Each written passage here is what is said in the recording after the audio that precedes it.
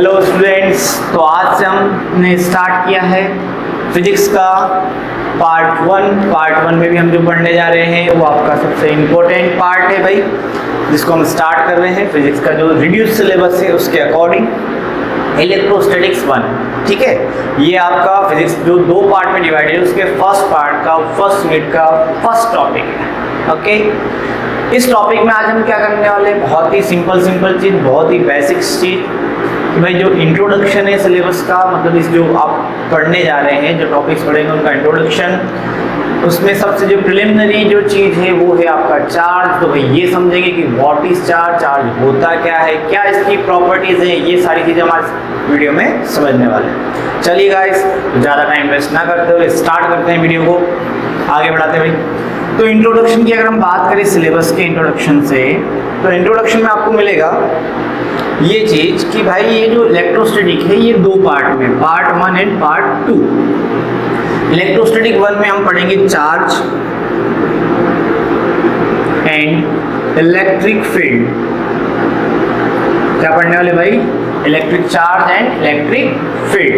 Okay, second वाले part में जो हमारा जो सेकेंड वाला पार्ट है भाई, उसमें हम पढ़ने वाले होते हैं भाई, इसमें हम जो पढ़ेंगे वो होगा आपका इलेक्ट्रोस्टैटिक पोटेंशियल एंड कैपेसिटेंस। क्या चीज भाई? कैपेसिटेंस। इसमें हम पढ़ेंगे इलेक्ट्रोस्टैटिक पोटेंशियल एंड कैपेसिटेंस। तो हमारा जो प्रिलिमिनरी चीज है सबसे इम्पोर्टेंट कि भाई चार्ज, पूरा का पूरा जो पार्ट 1 है, वैसे तो पार्ट 1 इन द सेंस कि इलेक्ट्रोस्टैटिक्स नहीं भाई, पूरा पार्ट 1 फिजिक्स का 12 का पार्ट 1, जिसको जाना जाता है इलेक्ट्रोमैग्नेटिज्म के नाम से। ये पूरा पार्ट भाई इसी चीज पे डिपेंड करेगा कि आपने इलेक्ट्रोस्टैटिक्स को कितने अच्छे से तैयार किया। जितना अच्छा आपका इलेक्ट्रोस्टैटिक होगा, पूरा का पूरा पार्ट 1 आपके पूरे, ये बोल सकते हैं हम 5 यूनिट्स इस पे डिपेंड करने वाले हैं कि आपका इलेक्ट्रोस्टैटिक कितना अच्छा है, क्योंकि यहाँ पे जो बेसिक बनेगा बेटा वही आपको आगे तक काम देगा। अगर ये बेसिक आपने अच्छे से तैयार नहीं किया तो आपको आगे भी प्रॉब्लम आनी है। इसलिए बेसिक से स्टार्ट करते हैं हम, बहुत ही फास्ट, बहुत ही मतलब ये बोल सकते हैं स्टार्टिंग की चीज़ें हैं जो आपको बहुत अच्छे से तैयार करनी होगी। ओके, तो चलिए चलते हैं, पहले समझते हैं इलेक्ट्रोमैग्नेटिज्म है क्या। तो भाई इलेक्ट्रोमैग्नेटिज्म में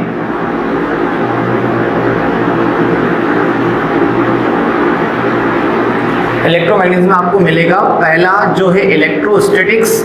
पहला क्या जो जिसको हम पढ़ने जा रहे हैं इलेक्ट्रोस्टैटिक्स, इसमें जब स्टडी की जाती है तो भाई यहाँ पे सभी में इलेक्ट्रोमैग्नेटिज्म में पूरे में सारी जो यूनिट्स है उन सभी में हम स्टडी करने वाले हैं चार्ज को। तो यहाँ पर जो चार्ज आपको मिलेगा बेटा वो चार्ज होगा किसमें भाई? रेस्ट में, चार्ज इन रेस्ट। जब रेस्ट में होता है तो उसकी स्टडी की जाएगी पूरा कि भाई चार्ज जब रेस्ट पे होता है तब उसके क्या क्या इफेक्ट्स होते हैं, क्या क्या प्रॉपर्टीज दिखाता है, क्या क्या वेरिएशंस हैं दूसरी चीज़ों के उसके ऊपर, वो सारी चीज़ किस में आती है? इसमें इलेक्ट्रोस्टैटिक 1 एंड इलेक्ट्रोस्टैटिक 2 में। सेकेंड पार्ट स्टार्ट होता है हमारा जिसको हम इलेक्ट्रोडायनामिक्स बोलते हैं।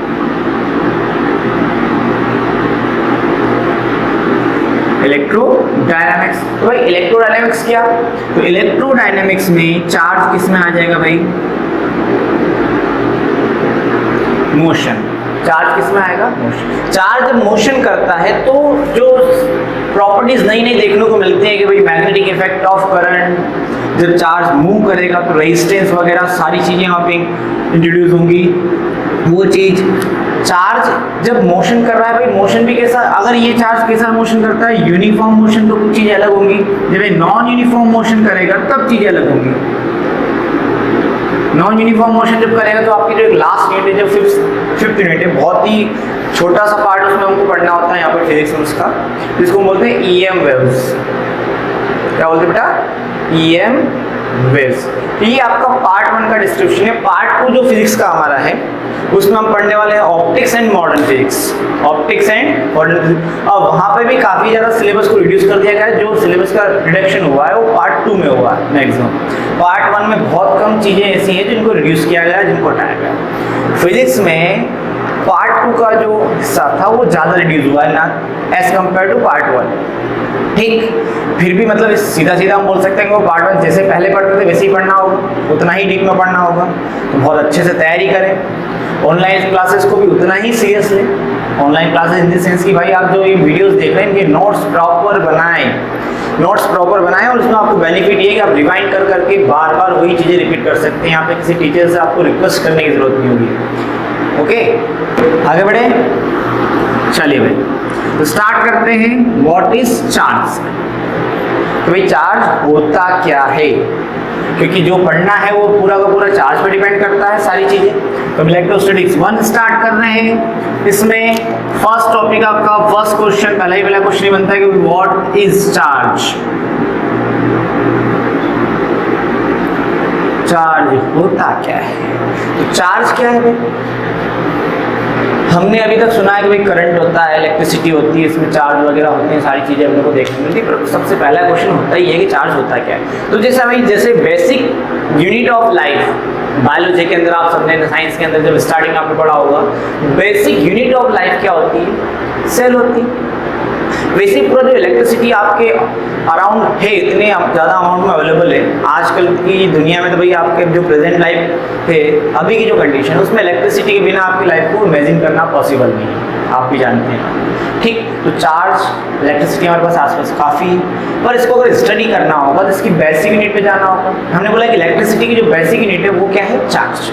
ठीक, अब ये कहाँ होती है? तो ये हर एक चीज़ में होती है। चार्ज सभी में होता है, आप में है, मुझ में, सब में। दुनिया का ऐसा कोई मैटर नहीं जिसके अंदर चार्ज नहीं है। रीजन आपको बड़ा सिंपल समझाते हैं कि अगर हम बोलते हैं कि मैटर है आपके आसपास, मटेरियल है आपके पास, कोई मटेरियल मॉलिक्यूल्स से मिलके बना है, मॉलिक्यूल्स एटम से मिलके बने, और एटम का अगर स्ट्रक्चर देखा जाए तो भाई ऑलमोस्ट सभी को पता होगा कि एटम का स्ट्रक्चर होता है क्या? इसके अंदर न्यूक्लियस, न्यूक्लियस के अराउंड इलेक्ट्रॉन रिवॉल्व करते हैं, और न्यूक्लियस के अंदर होते हैं प्रोटॉन। सभी को पता है इलेक्ट्रॉन एक नेगेटिवली चार्ज पार्टिकल है, इसके ऊपर नेगेटिव चार्ज होता है, और प्रोटॉन के पास पॉजिटिव चार्ज होता है। मतलब चार्ज तो सभी में, अगर कोई मटेरियल है तो मॉलिक्यूल से मिलकर बना होगा, उसके अंदर एटम होंगे, पर क्या वो हर बार अपना चार्ज शो करेगा, दिखाएगा? तो ऐसा हर बार पॉसिबल नहीं, क्योंकि naturally number of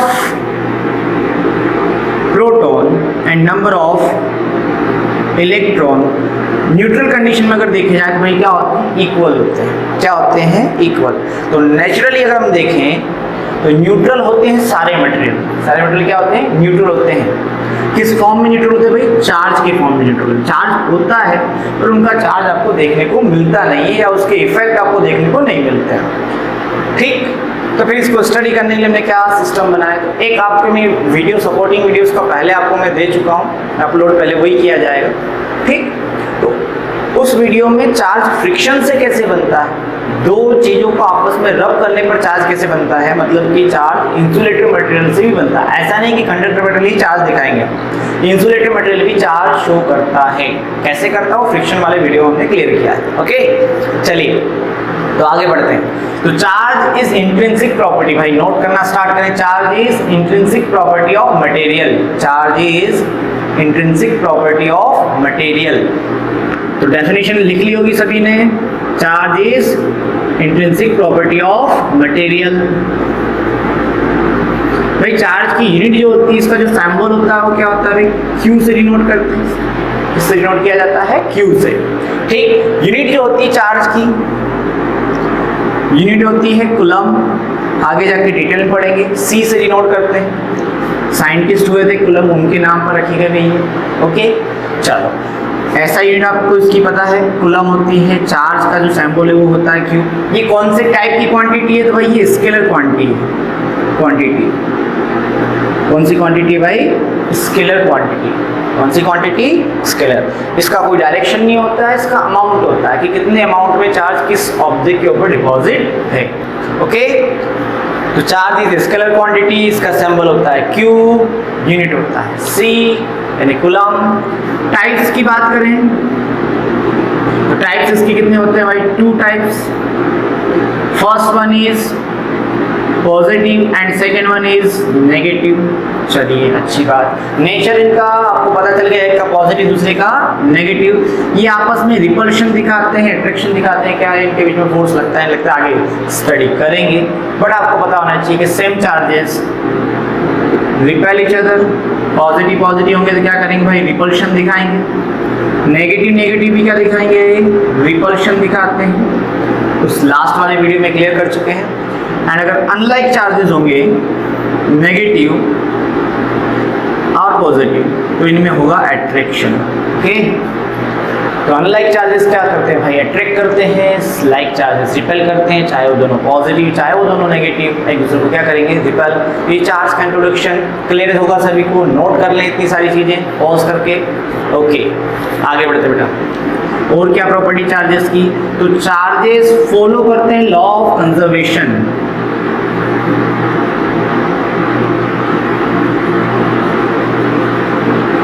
follows the law of conservation, law of conservation, इसको बोलते हैं conservation, law of conservation of charges. वे किस तरीके से फॉलो करते हैं, तो सबसे सिंपल सी बात होगी, सभी लिख सकते हैं इसके लिए, charges never be created nor be destroyed. Charge never be create nor be destroyed, ना तो चार्ज को हम क्रिएट कर सकते हैं ना ही चार्ज को हम डिस्ट्रॉय कर सकते हैं, क्योंकि ये मटेरियल की एक इंट्रिंसिक प्रॉपर्टी है। ये बात ध्यान रखें सभी, न तो चार्ज बनाया जा सकता है न चार्ज डिस्ट्रॉय किया जा सकता है। एक ऑब्जेक्ट से दूसरे ऑब्जेक्ट में इसको केवल ट्रांसफर किया जा सकता है। ठीक है, क्लियर भाई, इतना लिखा सभी ने, charges never be created nor be destroyed, charges follow the law of conservation. Okay, अगली बात कैसे, कि भाई अगर एक आइसोलेटेड सिस्टम में इस लॉ की हम बात करें कि भाई चेंज नहीं होता है, तो एक आइसोलेटेड सिस्टम जिसमें 1 coulomb charge plus 2 coulomb minus 4 coulomb charges अगर यहाँ पे थे, अगर इस सिस्टम को हम अच्छे से शेक कर दें, और अगर मेरे पास अगर मान लो ये आइसोलेटेड सिस्टम में चार्जेस में इस बॉडीज़ में आपस में कन्वर्जन हो जाता है कि इनमें चार्ज इंटर कन्वर्ट हुआ है ड्यू टू फ्रिक्शन या जो भी, तो हो सकता है कि चार्जेस नए फॉर्म में आए थे। हमने बोला कि यार ये वाला था ए, ये बी और सी। ए पे हमने देखा कि अब जो चार्ज मिला हमको 3 कूलम है, कितना कूलम, प्लस 3 कूलम। सी पे जो चार्ज था वो हमको देखने को मिला 2 कूलम। तो बताइए कि भाई ये जो चार्ज होगा बी पर कितना चार्ज होगा, बी पर कितना चार्ज होगा, तो कैसे पता करेंगे भाई, यहाँ पे Q A plus Q B plus Q C, ये जो टोटल चार्ज पहले का इसको माना ए बी और ये C, Q A plus Q B plus Q C, ये बाद का चार्ज हो गया। दोनों क्या होने चाहिए, इक्वल होने चाहिए। चार्जेस जब लॉ फॉलो करें कंजर्वेशन को, मतलब टोटल चार्ज इस सिस्टम को शेक करने के पहले, सिस्टम को शेक करने के बाद, दोनों का चार्ज कैसा होना चाहिए भाई, इक्वल होना चाहिए। तो अगर क्यू ए की वैल्यू हमारे पास कितनी थी भाई 1, क्यू बी की कितनी 2 और क्यू सी की कितनी थी -4, तो टोटल आपका कितना मिला भाई, आपको टोटल चार्ज नेट चार्ज कितना था, -1 कूलम चार्ज था। कितना चार्ज था, -1 कूलम। देयरफॉर इसके बाद भी 1 कूलम आना चाहिए, मतलब क्यू ए पे आपके पास आया 3 कूलम, सी पे आपके पास है 2 कूलम पॉजिटिव। तो बी का चार्ज आपको पता करना है, तो क्यू बी डैश निकाल सकते हैं शायद से सभी, 3 + 2 5, इक्वल से जब इसको इधर ट्रांसफर करोगे भाई तो कितना आ जाएगा, -1 -5, तो क्यू बी डैश का चार्ज होगा आपका -6 कूलम। तो इस लॉ को फॉलो करके हम ये कह सकते हैं कि भाई किसी भी आइसोलेटेड सिस्टम का चार्ज हमेशा क्या होता है, कांस्टेंट होता है।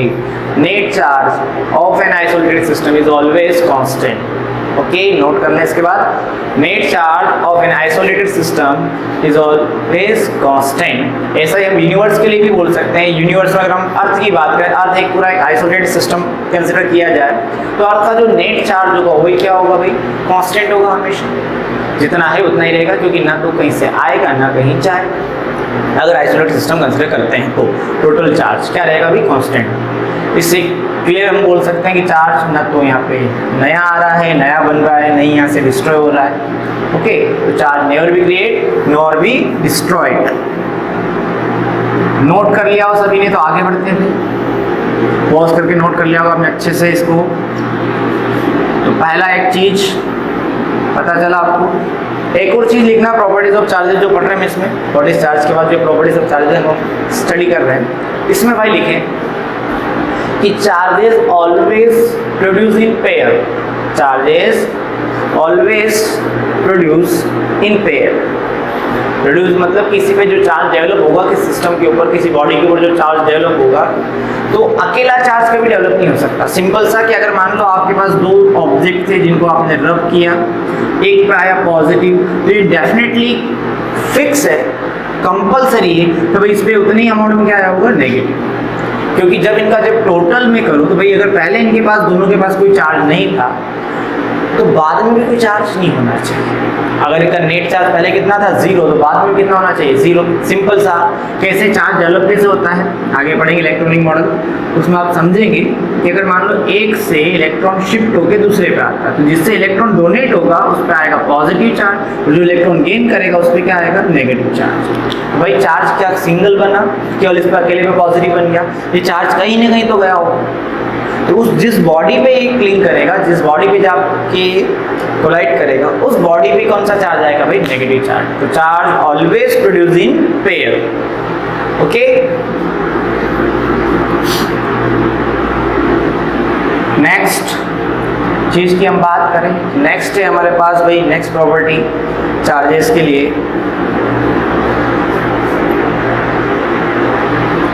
Quantization of charges. क्या चीज, quantization of charges. Quantization of charges क्या होता है, उसके लिए हम सीखें सबसे पहले। तो सबसे पहले हमको क्वांटाइजेशन का मतलब समझना होगा। क्वांटाइजेशन का मतलब होता है बेसिक चीज़ों के ऊपर रिसर्च करना। क्वांटा या क्वांटम सिस्टम, क्वांटम सिस्टम का मतलब होता है यूनिट, किसी चीज़ को स्टडी करने की यूनिट। जैसे कि अगर मान लो लाइफ सेल की जब हम बात करें तो उसका जो क्वांटा है भाई वो है सबसे बेसिक यूनिट, क्या है आपकी सेल। तो cell is an elementary part, elementary part सबसे छोटा पार्ट जिसको हम इंडिपेंडेंटली डिस्कस कर सकते हैं, उसको समझ सकते हैं, है ना। वैसे ही चार्ज में भी हमको पता करना होगा। तो भाई ऐसा स्मॉलेस्ट चार्ज जो इंडिपेंडेंटली अवेलेबल हो, कैसा, इंडिपेंडेंटली अवेलेबल हो, तो वो होता है एलिमेंट्री चार्ज। क्या होता है भाई, एलिमेंट्री चार्ज, जिसको हम ई से डिनोट करते हैं। इलेक्ट्रॉन के ऊपर जो चार्ज मिलता है हमको, वो सबसे छोटा चार्ज है जो कि इंडिपेंडेंट अवेलेबल होता है, हमको पता चलता है, जो ट्रांसफरेबल है, एक से दूसरे पे ट्रांसफर हो सकता है अलॉन्ग विद इलेक्ट्रॉन। ये चार्ज होता है 1.6 into 10⁻⁻19 coulomb, smallest charge which avail independently, जो कि हमको इंडिपेंडेंटली क्या होता है, अवेलेबल होता है। स्मॉलेस्ट चार्ज, पहली चीज क्या भाई, स्मॉलेस्ट चार्ज है, इसको हम बोलते हैं एलिमेंट्री चार्ज। क्या बोलते हैं, एलिमेंट्री। अगर यही चार्ज किसके ऊपर होगा, इलेक्ट्रॉन के ऊपर होगा, जिसको लिखा जाएगा -1.6 into 10⁻⁻19। अगर ये चार्ज प्रोटॉन के ऊपर होगा तो इसको लिखा जाता है, वैसे प्लस ही लिखते हैं हम ऐसे, like this, +1.6 into 10⁻⁻19 coulomb. Okay, इतना क्लियर है सभी को चार्जेस के बारे में। अब दूसरा ये कि हमने बोला कि अगर किसी पे चार्ज डेवलप होता है तो किस तरीके से होता है, हमने बोला कि इलेक्ट्रॉन के ट्रांसफर से होता है। तो हम सभी जानते हैं कि इलेक्ट्रॉन सबसे छोटा पार्टिकल है, या ये जो चार्ज है सबसे छोटा चार्ज जो इंडिपेंडेंटली अवेलेबल है, तो इसके फ्रैक्शन नहीं होंगे, इसके टुकड़ों में नहीं जाएगा कभी। ऐसा नहीं जाएगा कि भाई इलेक्ट्रॉन पे जितना चार्ज उसका पार्ट 0.5 के बराबर कोई पार्ट एक से दूसरे पे ट्रांसफर हो गया, ऐसा कभी नहीं होता। ठीक, जब ऐसा होता ही नहीं तो हम ये बोलेंगे भाई ये वो सबसे बेसिक यूनिट है जो ट्रांसफर हो सकती है। तो अगर चार्ज किसी पे ट्रांसफर हुआ, किसी पे डेवलप हुआ, तो कितने अमाउंट होगा, इसके मल्टीपल। इसका जब फ्रैक्शन नहीं हो सकता तो इसका कौन सा मल्टीपल होगा भाई, इंटीजर मल्टीपल। कौन सा मल्टीपल, इंटीजर मल्टीपल। तो इसको क्वांटाइजेशन ऑफ चार्जेस को इस तरीके से समझाया गया कि किसी भी बॉडी पे डेवलप होने वाला चार्ज, किसी बॉडी पर डेवलप होने वाला चार्ज होगा Q इक्वल ±NE। कितना भाई, Q इक्वल ±NE, मतलब N times of E। Plus कब होगा, जब वहां पर इलेक्ट्रॉन को क्या करेगा, डोनेट करेगा, और माइनस कब होगा भाई, नेगेटिव कब होगा, जब वो इलेक्ट्रॉन को गेन करेगा। अगर उसने मान लो 10 नंबर ऑफ इलेक्ट्रॉन को क्या किया है, डोनेट किया है, मतलब उस पर 10 इंटू 1.6 इंटू 10⁻⁻19 कूलम चार्ज क्या होगा, डेवलप हो जाएगा। डोनेट करने पे क्या आएगा, पॉजिटिव। अगर इतने अमाउंट में कोई इलेक्ट्रॉन गेन करता तो उस पर क्या आएगा भाई,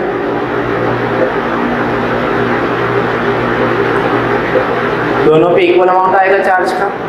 जो डोनेट करेगा उतना उसके ऊपर इतना पॉजिटिव, और जो गेन करेगा उसके ऊपर इतना नेगेटिव। क्लियर हुई बात सभी को? तो हम ये बोल सकते हैं कि क्वांटाइजेशन चार्जेस के according the net charge on a body, the net charge on a body is given by plus minus N E. It means the total charge on a body is integer multiple of E, integer multiple of E या integral multiple of E. Okay, where Q is charge on the body,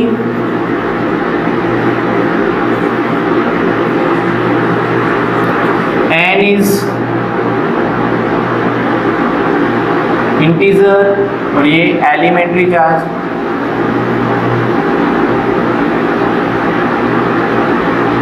clear भाई सभी को? ये है quantization of charges. कैसे, इसको समझते हैं। ये क्या, किसी भी बॉडी पे कुछ भी चार्ज आ सकता है, तो कुछ भी चार्ज नहीं आएगा, इसके मल्टीपल टाइम में हमेशा चार्ज डेवलप होगा। देखो चेक करते हैं। अगर हम बोलते हैं कि किसी बॉडी के ऊपर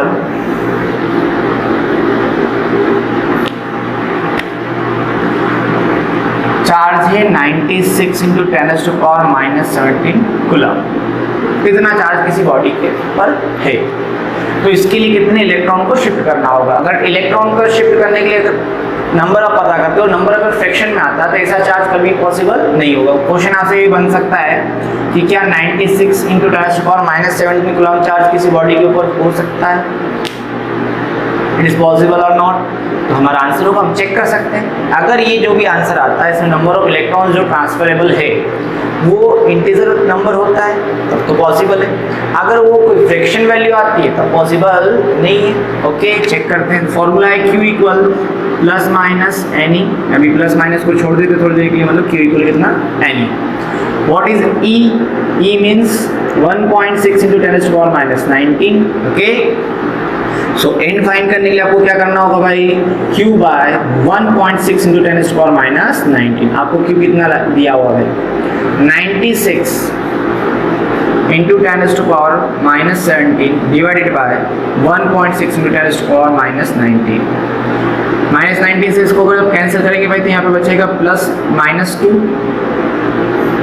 1.6 डेसिमल हटाओ, 0 लगाओ, 16 6 96 होता है शायद, 60। तो n इक्वल 60 इंटू ये 10⁻⁻2 पर आके कैसा हो गया भाई, प्लस 10⁻²। तो n इक्वल कितना, 6000 इलेक्ट्रॉन। कितने इलेक्ट्रॉन ट्रांसफर करने होंगे, 6000 इलेक्ट्रॉन। अगर ये पॉजिटिव दे रखा आपको कि भाई पॉजिटिव चार्ज है, तो इतने इलेक्ट्रॉन क्या करेगा, वो डोनेट करेगा। क्या करेगा भाई, डोनेट करेगा। ओके, क्लियर सभी को? अगर ये आंसर आपका कैसा रहा भैया, इंटीजर नंबर है, इंटीजर नंबर है तो ये पॉसिबल है। अगर ये फ्रैक्शन में आता तो पॉसिबल नहीं होता। ऐसा अगर आपको देता कि भाई 90 इंटू 10⁻⁻17, मैंने पहले से ऐसा वैल्यू लिया जो कि 1.6 का मल्टीपल हो, है ना। ओके, नोट कर ले भाई सभी इस चीज को।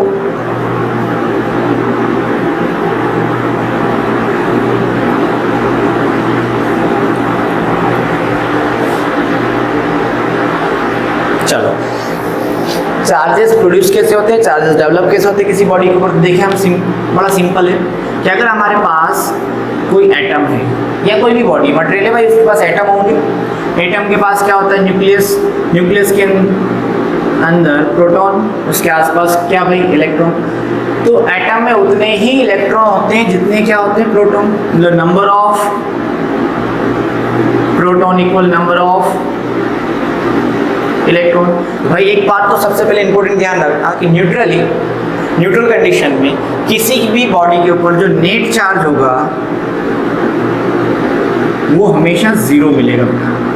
न्यूट्रल कंडीशन में net charge on a body is always zero. किसी भी बॉडी का चार्ज जीरो नहीं होता कभी भी। क्या जीरो होता है? नेट चार्ज जीरो होता है। क्या जीरो होता है? Net charge. ओके, तो आओ चेक करते हैं। सपोज करो कि हमारे पास हमने एटम लिया ऑक्सीजन का।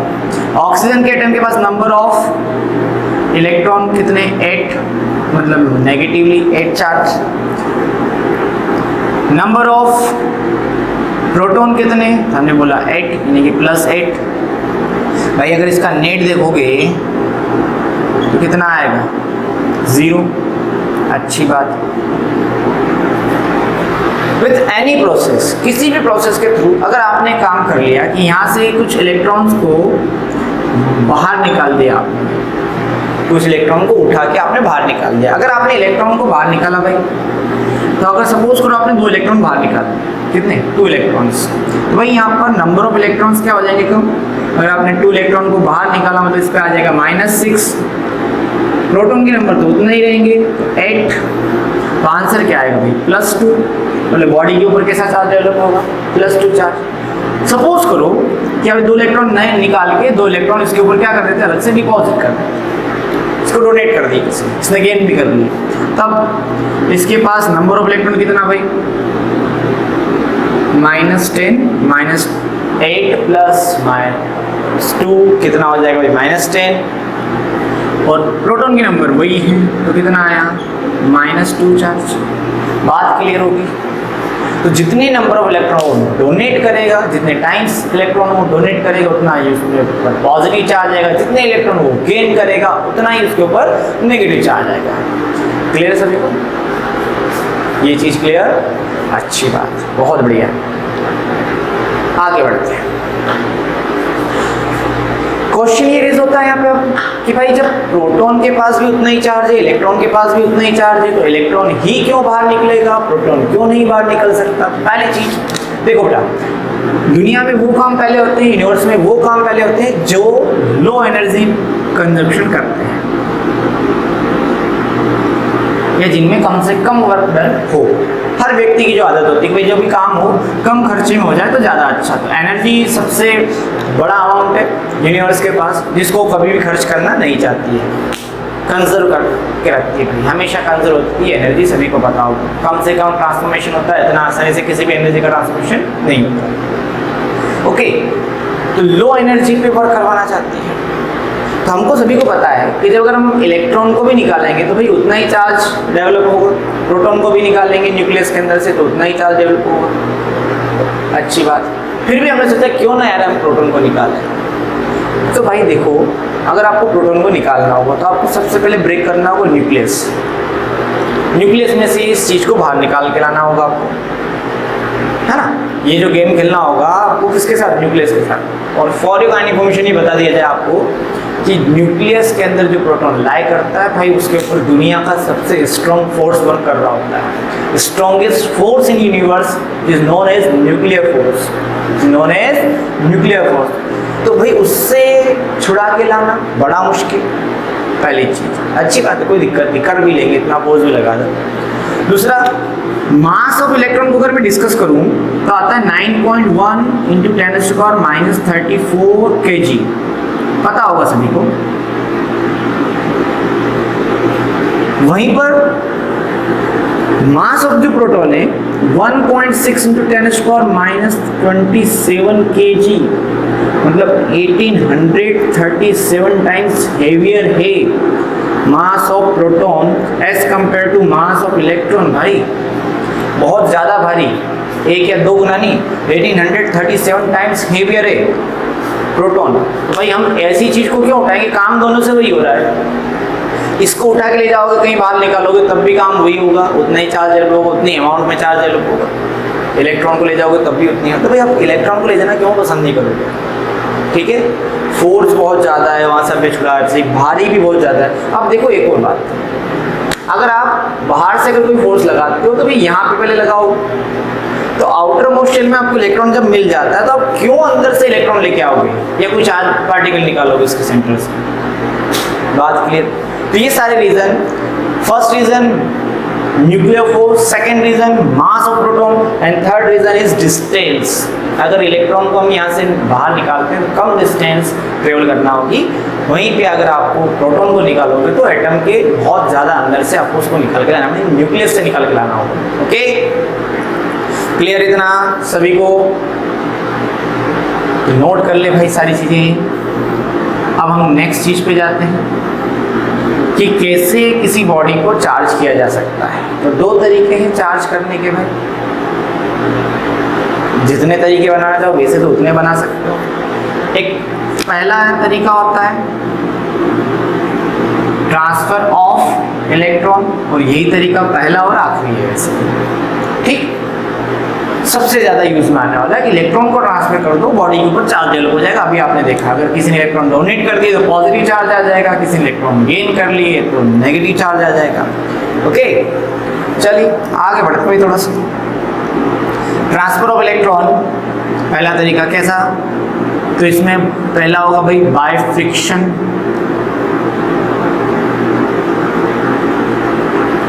By friction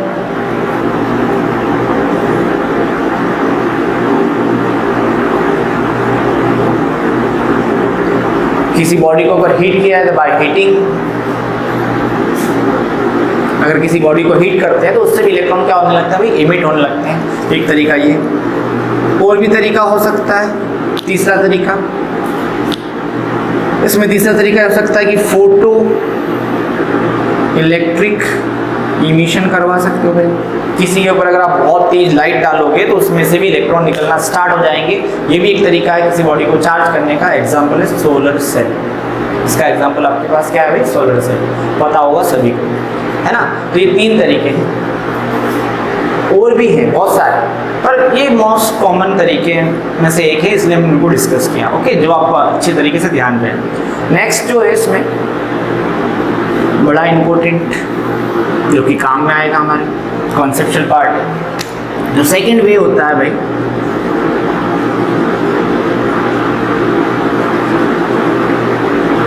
by induction. Famous topic है जिसको हम जानते हैं चार्ज बाय इंडक्शन के नाम से। किसके नाम से? चार्ज बाय इंडक्शन, मतलब कि विदाउट कांटेक्ट।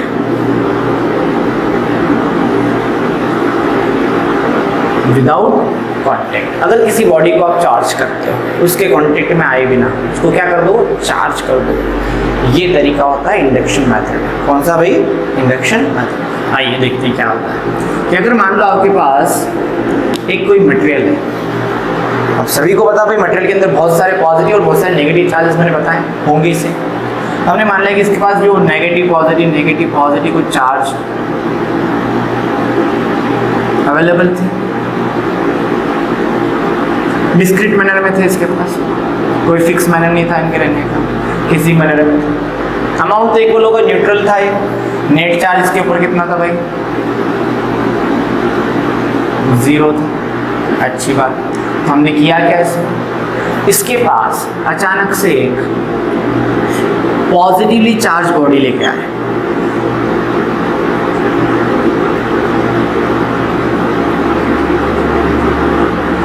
कैसी बॉडी बेटा?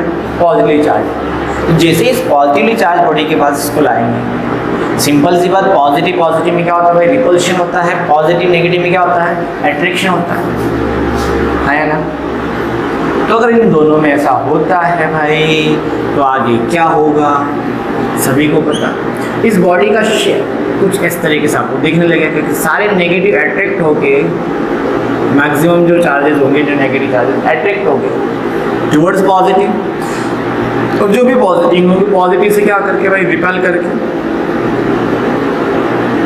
दूर चले जाएंगे इससे। इस कंडीशन को हम बोलते हैं पोलराइजेशन। क्या बोलते हैं? पोलराइजेशन। बाय एनी प्रोसेस या बहुत जनरल प्रोसेस, अगर इसको ग्राउंड के कांटेक्ट में ला दिया जाए, किसके कांटेक्ट में भाई? ग्राउंड, यानी कि अर्थ के कांटेक्ट में। तो अर्थ के पास तो ढेरों इलेक्ट्रॉन्स हैं। अर्थ के पास क्या है? खजाना एक तरीके से, ओशन ऑफ इलेक्ट्रॉन्स बोल सकते हो, बहुत सारे इलेक्ट्रॉन्स उसके बाद। तो ये सारे पॉजिटिव चार्ज इन इलेक्ट्रॉन के ट्रांसफर की वजह से क्या हो जाएंगे? नल हो जाएंगे। नल इन दी सेंस कि भाई न्यूट्रल हो जाएंगे। ओके, तो इस बॉडी के ऊपर फाइनली कौन सा चार्ज बचेगा? Negative charge. तो भाई ये एक प्रोसेस है भाई, आपने इस बॉडी को इससे कोई कांटेक्ट नहीं करवाया। ओके, विदाउट कांटेक्ट क्या हुआ, बॉडी पोलराइज हुई। अगर पोलराइजेशन के थ्रू अगर इसमें से किसी एक तरफ के चार्जेस को आप एलिमिनेट करवा देते हो, बाहर निकलवा देते हो, तो भाई बॉडी के ऊपर एक ही टाइप का चार्ज बच जाएगा और हम बोल सकते हैं बॉडी क्या हो गई है, चार्ज हो गई है। पहले इसका नेट चार्ज कितना था, 0। अब बॉडी के ऊपर कोई पर्टिकुलर सिंगल टाइप का चार्ज एक्सेस में है, मतलब बॉडी कैसी है, चार्ज बॉडी। तो ये एक प्रोसेस है जिसको हम बोलते हैं चार्ज बाय इंडक्शन, बहुत ज़्यादा काम में आने वाली है।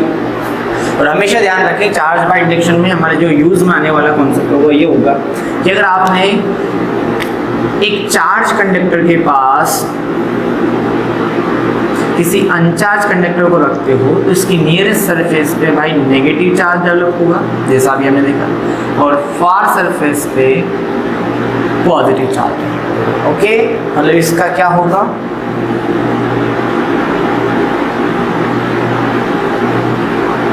पोलराइजेशन। क्या होगा बेटा, इस बॉडी का पोलराइजेशन हो जाएगा। तो क्लियर है बात सभी को। तो इतना आपके लिए काफ़ी था चार्ज का इंट्रोडक्शन। एक और चीज़ पढ़ सकते हो, आपको मैं बताना चाहूँ बता सकता हूँ कि चार्जेस में एडिटिव नेचर होता है, सभी को पता होगा, शायद से दिख रहा होगा यहाँ कि चार्जेस कौन सा नेचर कंटेन करते हैं भाई, additive nature. Additive nature in the sense कि अगर आपने किसी बॉडी के ऊपर बहुत सारे पॉजिटिव और बहुत सारे नेगेटिव, मान लो ये Q1, Q2, Q3, Q4, Q5, Q6 यानी Q7, ये चार्जेस बॉडी को दिए, तो नेट चार्ज ऑन बॉडी आपको लिखा जाएगा कुछ इस तरीके से, Q1 plus Q2 plus Q3 plus Q4 plus जितने भी चार्जेस, सबको क्या करना है, ऐड करना है विद देयर साइन। अगर कोई चार्ज पॉजिटिव है तो उसको पॉजिटिव अमाउंट लिखेंगे मैग्नीट्यूड के साथ, उसके साइन के साथ। अगर वो नेगेटिव है तो नेगेटिव लिखा जाएगा। और इस तरीके से आप क्या निकाल लोगे, total charge of the body. इसको एडिटिव नेचर भी बोलते हैं। कौन सा नेचर, एडिटिव नेचर। चार्जेस कौन सा नेचर कंटेन करते हैं भाई, एडिटिव नेचर। ये इंफॉर्मेशन थी आपके लिए चार्जेस के बारे में। आगे जितना भी पढ़ना आपको चार्जेस के लिए और डिस्कस करना है, पर चार्जेस की प्रॉपर्टी जो थी आपको क्लियर करवा दिया।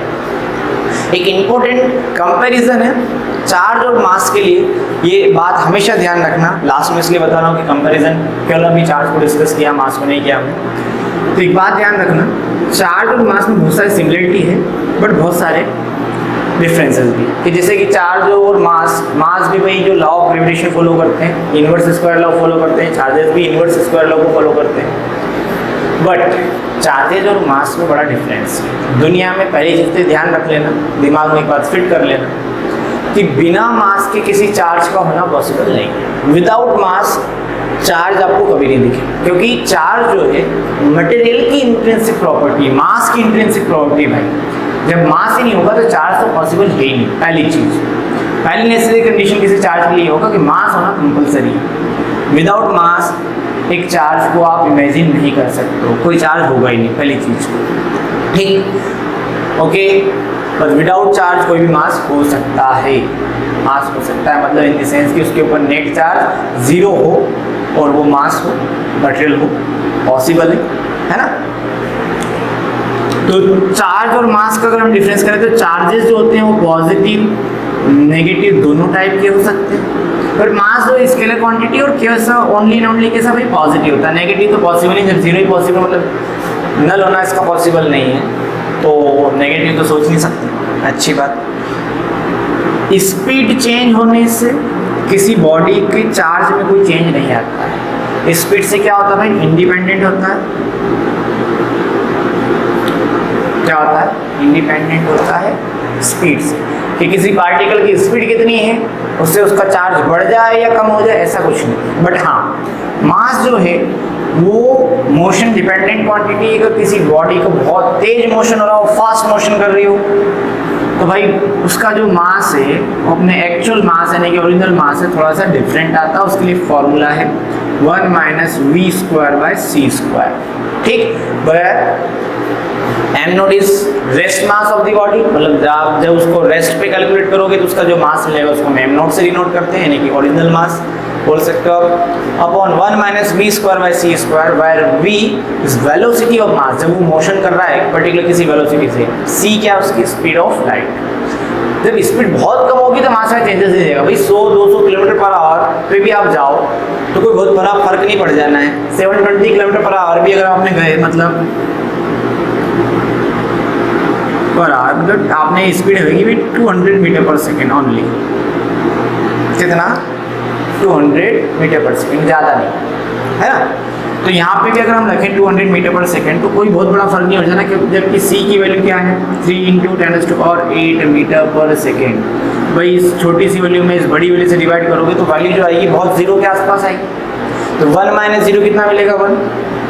और m नॉट में अगर 1 से डिवाइड आपने किया तो कोई बहुत बड़ा चेंज नहीं आ जाएगा, ये आप भी जानते हैं। मतलब मास अप्रोक्स इक्वल रहेगा, सेम रहेगा। बट अगर कोई बहुत छोटा पार्टिकल जिसका मास हमको पता है कि भाई जो भी एक मास है, अगर ये स्पीड से बड़ी ज़्यादा स्पीड से आता है, मान लो कि ये 2 × 10⁶ मीटर पर सेकेंड से जा रहा है, तब तो भाई ये जो वैल्यू है इसके आसपास होगी, नियर टू दी 1 होगी।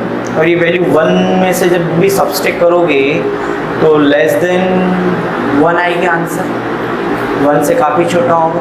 और इस वैल्यू से आपने डिवाइड किया m नॉट में, तो m नॉट की वैल्यू आपको क्या मिलेगी, थोड़ी ज़्यादा, मतलब m की जो वैल्यू आएगी वो ज़्यादा होगी किससे, m नॉट से।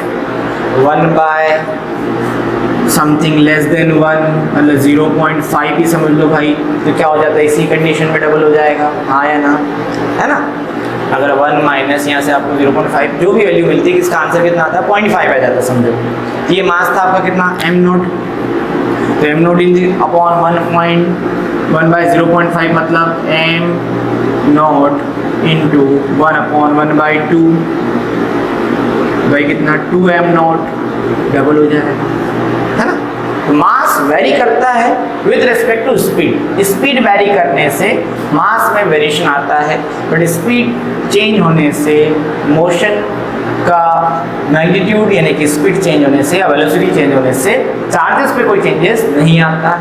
तो ये कंपैरिजन है, ये डिफरेंस है मास और चार्जेस में, ये ध्यान रहे भाई सभी को बहुत अच्छे से। ओके, तो अभी तक के लिए इतना काफ़ी चार्जेस के बारे में। ऑलमोस्ट इन्फॉर्मेशन जितनी भी थी अवेलेबल इन द सेंस कि भाई जो हमारे टॉपिक में रिक्वायर्ड है, जो हमको आगे काम आ सकती है, वो सारी चीज़ें हमने पढ़ ली। तो ये जो टॉपिक आपको दिया है, समझाया है भाई, इसको बहुत अच्छे से पॉज करके तैयार करें। बहुत ही बेसिक टॉपिक है, आपको आगे बहुत ज़्यादा काम आएगा। ओके, सो नेक्स्ट वीडियो तक बेस्ट ऑफ लक, आराम से अच्छे से बहुत बढ़िया से तैयारी करें।